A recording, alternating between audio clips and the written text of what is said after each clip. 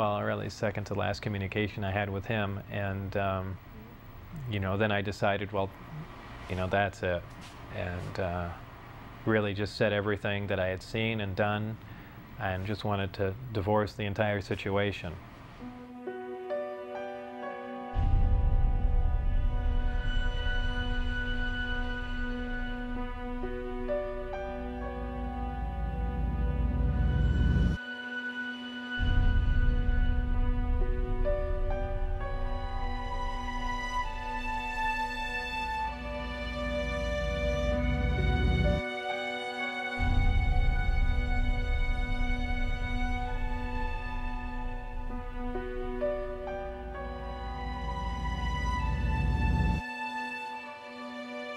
Even now, more than 20 years later, the jury is still out on Bob Lazar and his claims about his work out at Groom Lake.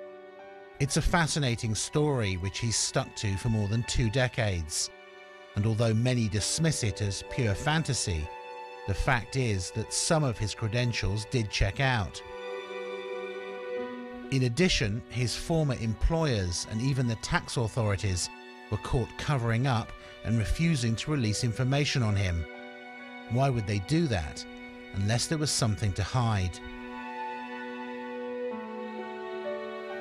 One thing is for certain, if he is telling the truth, then we're all in for some shocking revelations in the decades to come. Is the government ever going to say, you know, we've been lying to you for 40 or 50 years? Not a chance. I believe they'd stage an event that is much more like what they do.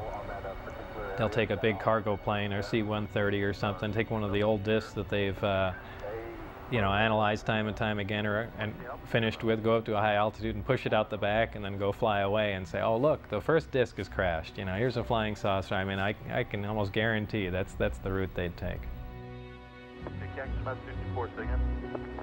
There's nothing on their radars on the other. Certainly there are a lot of questions about Bob's background that have not been satisfactorily answered. But there's too much that Bob knows, I think, that couldn't be explained any other way. He knows about the layout of the base.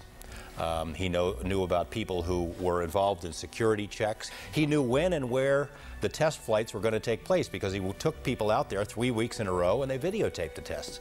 How did he know this stuff if he in fact did not have some kind of inside knowledge? Do you think he'd make a good conduit of information? I mean, essentially a patsy. Yes, I do. I think it's quite likely that Lazar was set up, perhaps to knowing that he would give out this information. It's likely to be a very long time before we discover what is actually being done out at Groom Lake now. They seem to wait anything from 15 to 20 years or more after something has been retired before they acknowledge its existence. This airplane was built, designed almost 40 years ago. 40 years before that, the hottest thing flying was a Seversky P-35. 40 years before that, it was a balloon. So the technology has not stood still. So there's a very good possibility that we are looking at man-made transportation for the 21st century. It's been so hopelessly polluted that I'm not sure we will ever get to the bottom of this story, and that's sad.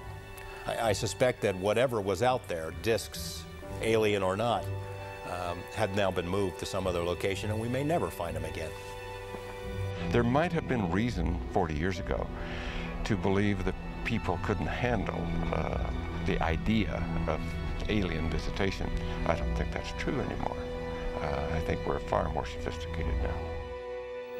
Do you regret having screwed up at S4 and taking your friends there and blowing your security cover because you could still be working on UFOs today?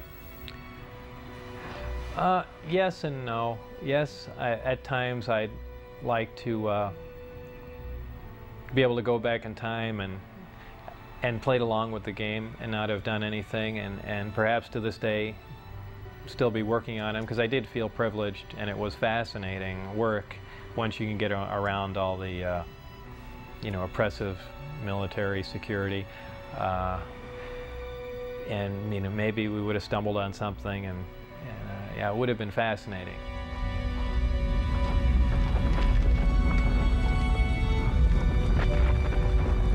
I thought UFOs were pretty much a figment of someone's imagination. I didn't believe in them.